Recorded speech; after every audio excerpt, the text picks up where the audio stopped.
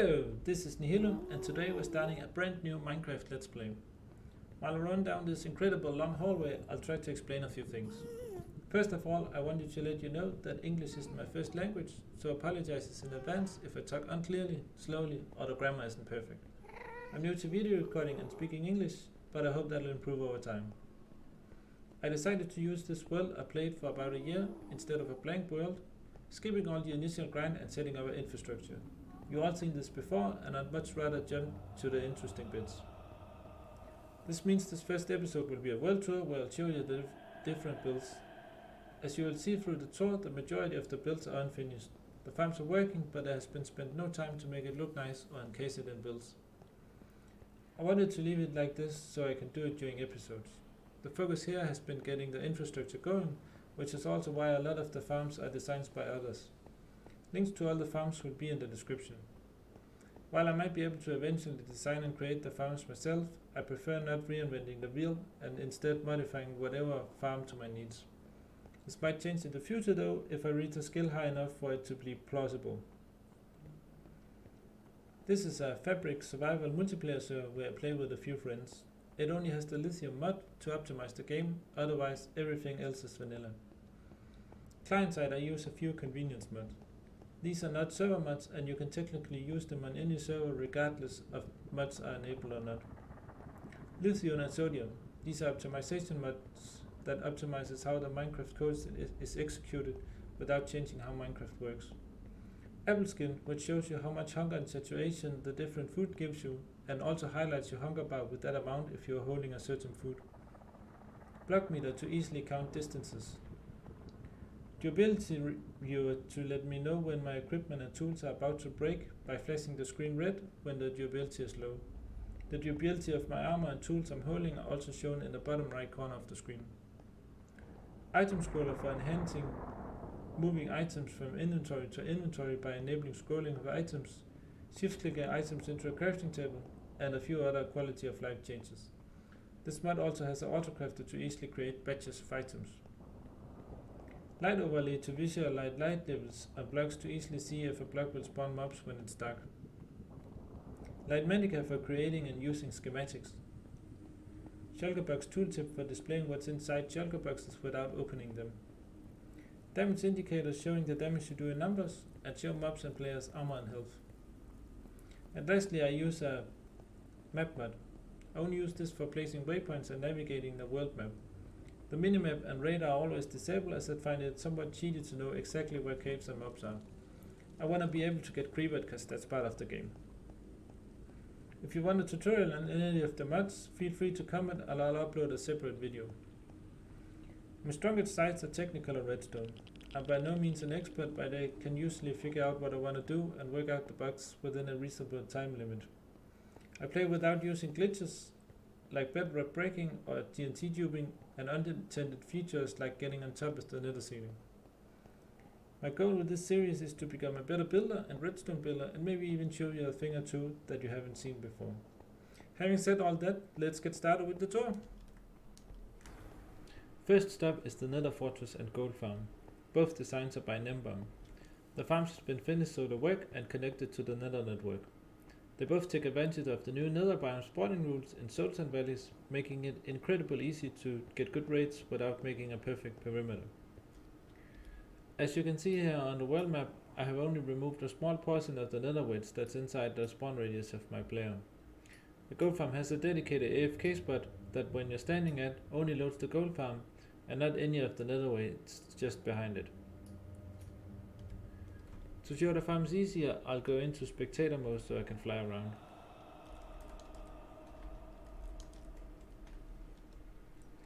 The fortress farm has been built in a crossroads section to future-proof it for when the fortress mobs only spawn in the subparts of the nether fortress. It consists of spawning floors, each with a spider, moving the mobs down to a second spider that moves the mobs down to a piston switching that moves them down to the killing chamber. All drops are caught by these hopper minecarts and distributed to these droppers that drops the items to the sorting line below. Any unsorted items are destroyed by this cactus. The goat farm is automatic and consists of a lot of layers of macro blocks, preventing everything else other than zombie piglins from spawning. The piglins are lured to a killing chamber by using turtle eggs. The farm produces so many items that you need a creative way of dropping the items down to sorting. They are first caught by these hoppers and then transferred to these hopper minecarts, which splits the items between this dropper array.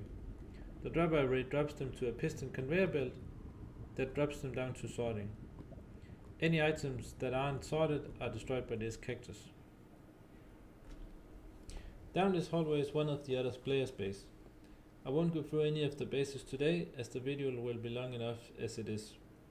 Every player base and remote farm are connected to this network of hallways.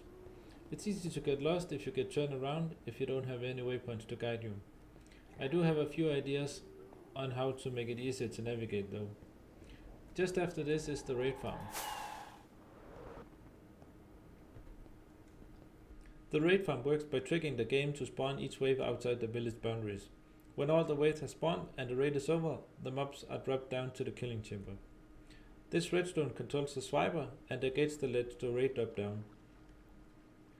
Doing it this way, you will start a new raid as soon as you kill any of the banner guys, restarting the raid. You only need to provide an initial bad omen effect to start the farm and keep it going for as long as you're there. The boats are here to catch any vexers to prevent you from taking damage when you're AFK farming. The drops are caught by these hoppers and sorted through this hopper line. The design is from a YouTube video which I currently cannot find anymore, so I can't credit the author. Next up is the Enderman and Wither farm. Both these builds are the only one I consider completely done. The Enderman farm is a standard design using an Endermine to lure Enderman down to a killing chamber. This farm gives you more XP than you can pick up, so as long as you're killing it, you will receive the maximum amount of XP you can from Enderman. All the Ender pearls are caught by hopper minecarts and sorted down below.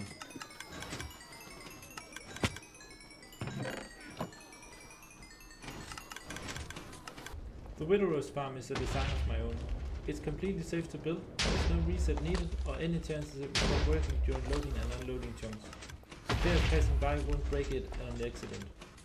Unlike the killer Witherose farms that use import glitching, this farm is glitchless and can be used anywhere in the end or overworld. If you need a reliable Witherose farm, I recommend watching my showcase video about it, which also contains a world download and schematics for the build. Next build is Nimbam's simple mob farm. Mobs are dropped down from spawning platforms and all the drops are caught by hoppers and sent up to the AFK spot and sorted. Due to some zombies spawning with armor and not always dying on the drop and picking up items so they don't despawn, I added a zombie trap to lure the zombies down to these magma blocks using a turtle egg to avoid the zombies piling up over time. Any skeletons with armor that doesn't die will eventually despawn. Before I finished the Witherose farm, I built this quick and dirty squid farm in a spot where I could drain all the water in the spawn radius, so I didn't need a really high AFK spot. The farm works well as long as I'm at least 25 blocks away from the water. This is a pretty standard farm, built between Y46 and 62. The water column tricks the squid into swimming out and either dying on the fall or dying from lack of water in the bottom. The drops are picked up by hoppers and sent to the sorting system. Next up is my witch farm. The design is by Nimbam and it's pretty simple. Swipers puts the witches down in a trench and are killed by the drop. Drops are picked up by hoppers and transported to the AFK spot and sorted. After turning right here, entering the hallway to my base, I have a picked and bartering setup. This design is created by me. I don't have a tutorial on this as there's a lot better automatic bartering setups, although if you insist on a tutorial, I'll make one. To start the farm, you simply supply gold to these chests. The gold is distributed to the 6 different piglin cells. Each cell has its own gold available and item unloading detection. If items are unloading, new ingots won't be dropped to the piglin. All items are dropped below this piston transport line. Every time the furthest piglin drops items, the line will be activated and move the items to the next layer. Each piglin cell drops items in the line in such a way that it will always be pushed along when the previous cell is activated. At the end of the piston line, items are dropped down and pushed around the sorting system. Any items unsorted will end up in the overflow chest or despawn if the chests are full. Last up is my main base, where I have all the farms that aren't position based. The theme for the base is an industrial city area. I'm not too fussy about it being real life realistic, but I want to try to do it as close as possible. I laid out a basic plan, but most of it aren't final. I also plan to create a shopping and residential area, as well as some sort of theme park for minigames, all connected through a highway. First farm is a simple wool farm, using observers to trigger a dispenser with shears whenever a sheep eats grass. Hopper minecarts are running below and collecting the wool and depositing it in the chests. There are 64 cells in total, 4 cells for each of the 16 colors of wool. Right behind the wool farm is a cobblestone, stone and smoothstone farm. The cobblestone farm in the top is designed by Lil Mango, the rest is created by me. The cobblestone are funneled to the cobblestone storage and the furnaces for the stone and smoothstone. The furnaces are powered with a bamboo farm. I also added a few features to the farm. It will stop producing cobblestone if the system is full, and throttle itself when the hoppers can't keep up with the cobblestone generated. The bamboo farm will also turn off if the storage is full. Next is the tree farm. This design is by Nimbum. Like most tree farms, trees are grown and transported away. In this design, the logs are pushed to a TNT chamber, and whenever the chamber is getting filled, a TNT is dispensed in such a way that it explodes at the same time the logs are pushed by pistons, reducing their blast resistance and giving more logs per TNT. Behind the tree farm is a pumpkin and melon farm by Lil Mango, and beside it a simple sugarcane farm. Both of these farms are quickly put together, and I will most likely tear them down and rebuild them later. Over here is my iron farm, designed by Nimbum. It uses the 1.14 villager scare mechanics by driving a zombie around the villager cells. There are 5 stops on the track, and each stop generates 2 golems, giving about 2,600 iron an hour. Leftover roses are converted to bone meal.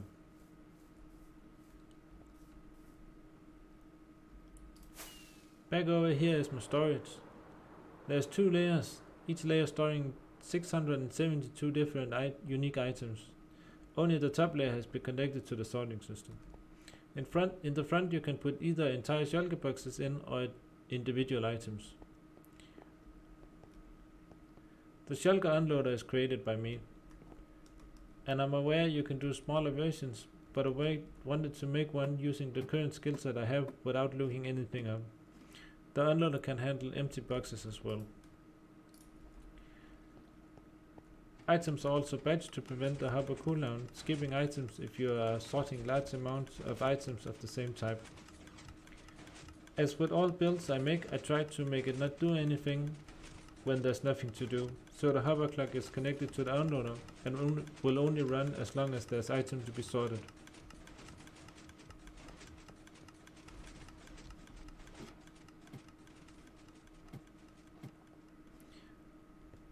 In the middle is what looks to be the only finished building. It was my first attempt at creating a realistic looking building. However, while I'm happy with the result, it looks more like a residential building and not a factory. Inside is a cactus farm that's not hooked up to any storage. I never really needed a green dye for anything apart from the initial sheep for the wool farm, so I never finished it. The last thing I'll show you is my villager breeder and trading hall. It's tucked inside this hillside. I got all the enchantment I use, a few carracks and stonemasons, and the food tools and equipment guys. All the villagers have been zombified and cured a few times as well to reduce most prices to 1 emerald. This concludes the tour, but it wouldn't really be an episode without at least some building and doing stuff. So I gathered up resources to build Cubimeter's shulker shell farm. Let's pick up the resources and go to the spot I have chosen to build the farm.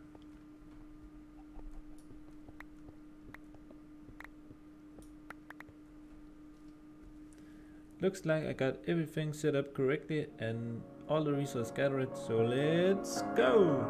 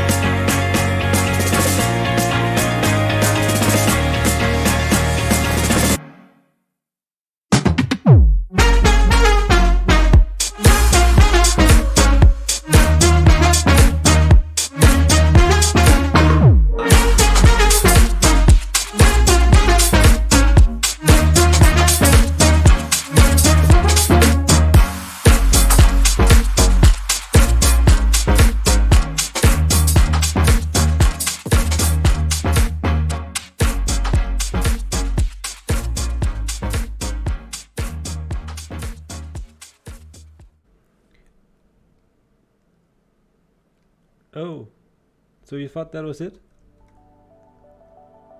But wait, there's more.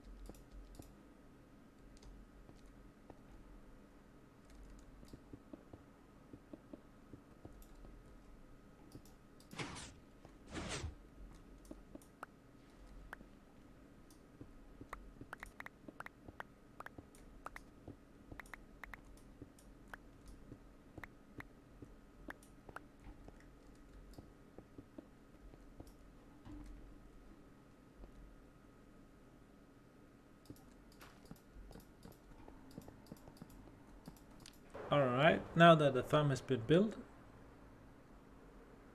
we are ready to find the star of the show and a backup. So I'll just spend a few minutes scouting the end, trying to find an end city that's relatively close to an end portal so I can transport 2 shulkers back home.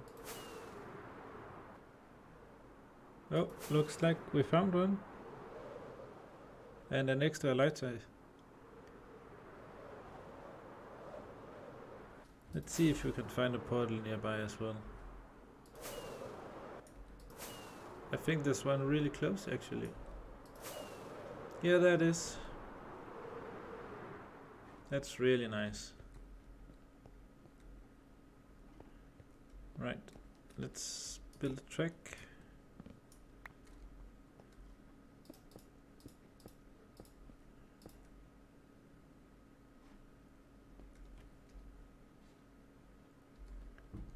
Oh, no, no, no, no, no, no, no, no, no, no. Go away. Go. Away. Thank you.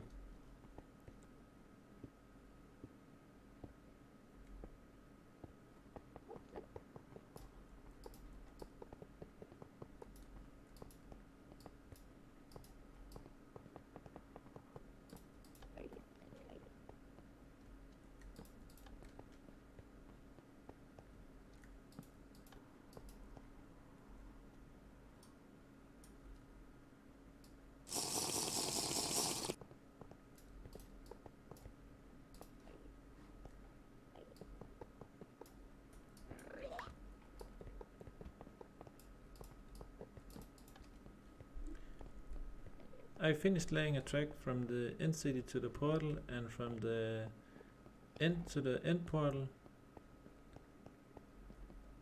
so we can transport the shulkers to spawn and back to the nether. And I'll also build the track from the nether and to the nether part of the shulker farm. So all we need to do is get these 2 guys back where they belong.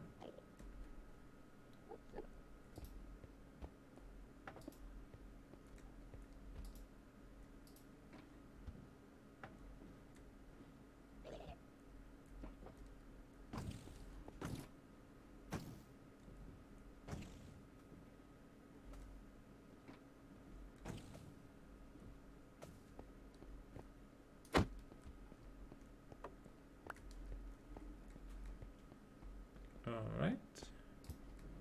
Minecart go. And he's gone. Let's see if we can do it with the next guy as well. Nope. Where did you go? Oh, come on.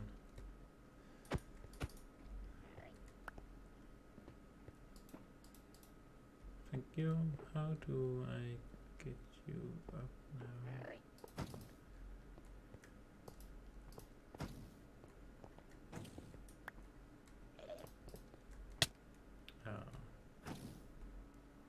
Let's see if we can do this without getting shot.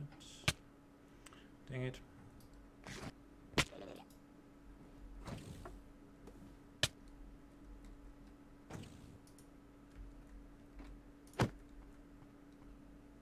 Okay.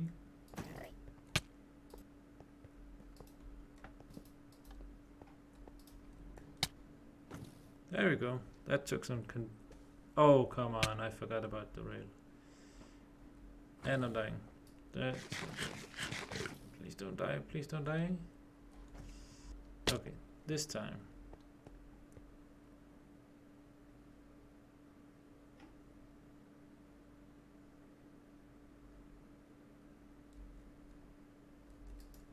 You.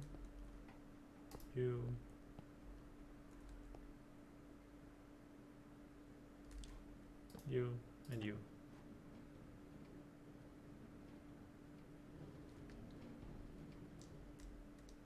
Thank you.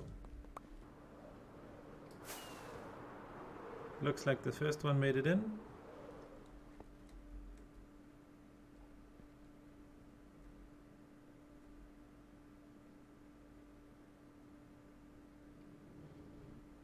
And the second one as well. Alright, let's head back home and see if the shulkers are there. And a short flight later and we're here.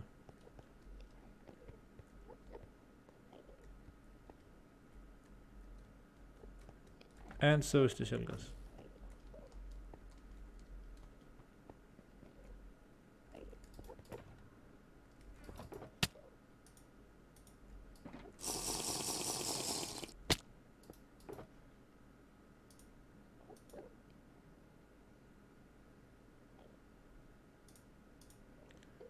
Let's see if we can do this.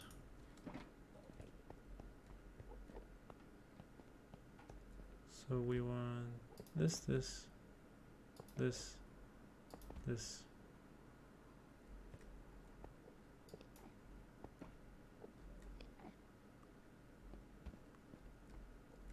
You are in the way, my friend. Please move. Oh, fuck. Crying out.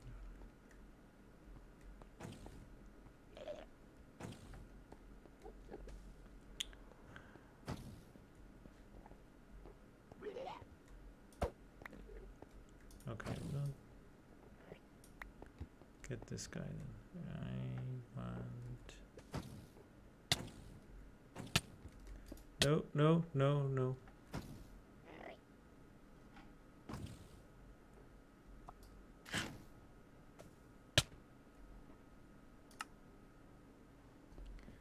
Okay, back. I think I got most of my items. Let's see if we can do this properly this time.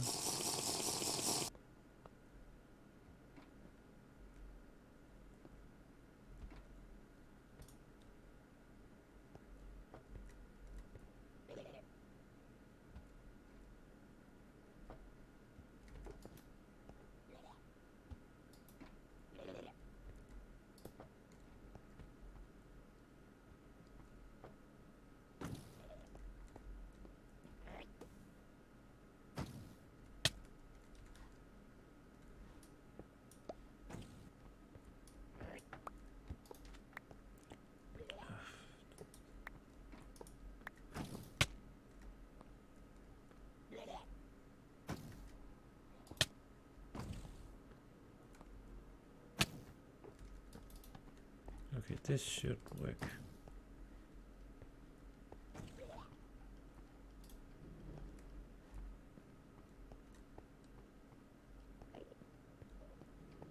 Thank you. Wait.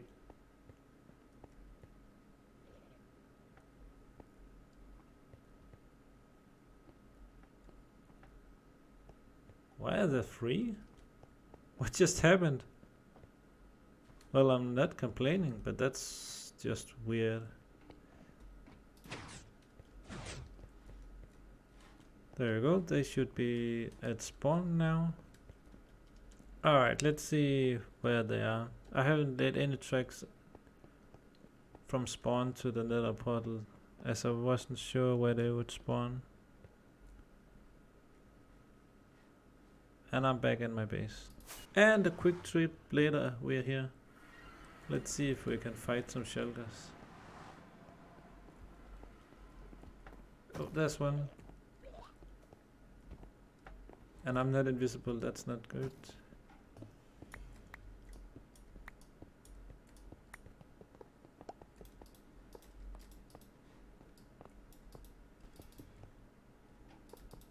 That should be good. Now if we can just... No, that doesn't work. Gone. Here, there. Alright. And...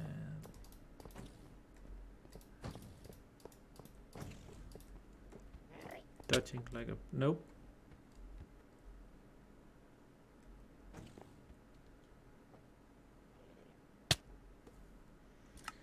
Ah, for crying out loud. I'd hate shulkers. And we're back.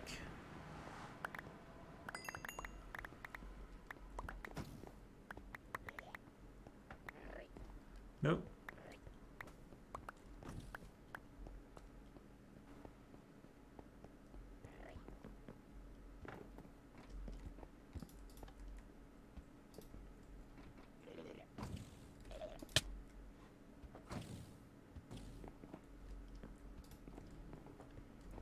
finally. Of course that doesn't work.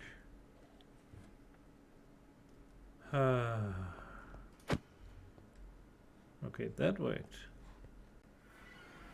Okay, where are you? Please.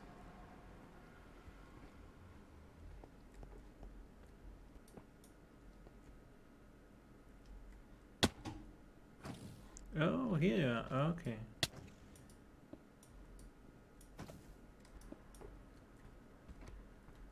Okay, let's see if we can do this.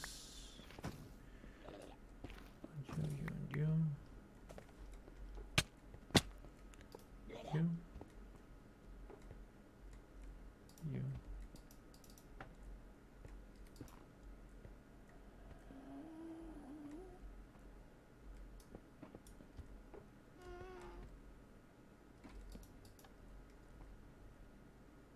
Okay.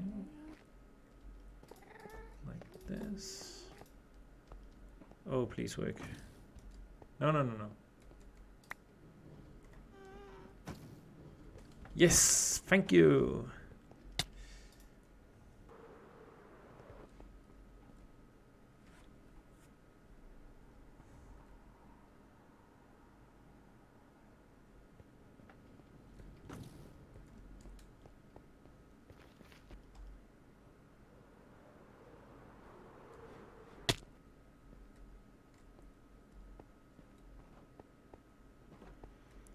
Why are you not going anywhere? Okay, so it seems like he took the wrong turn and went through the track backwards, so I need to replace that block to make him go the right way. Okay. Here. No. And then this.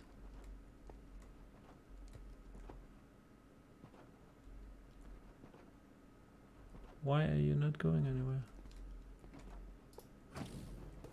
Okay, there we go. And quickly,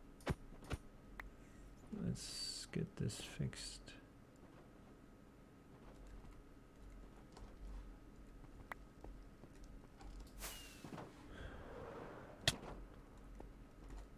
Let's see, block here. You, no. You. You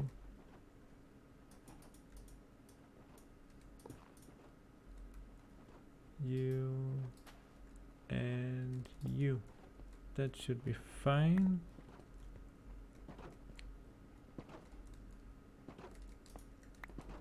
Close this off. I forgot my glass. Okay, let's head to the shulker farm and see if it works. Okay, I'm back at the farm. The shulker seems to have been placed in the right spot. So all we have to do, hopefully, is to flick this lever.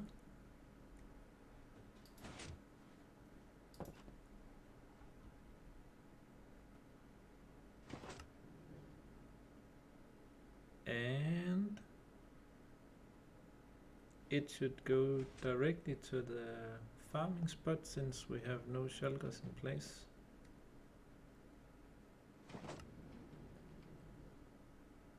Perfect. And it's gone.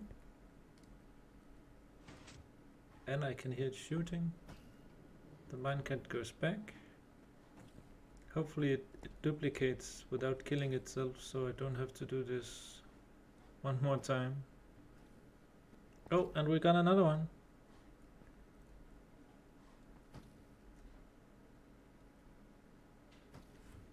And another.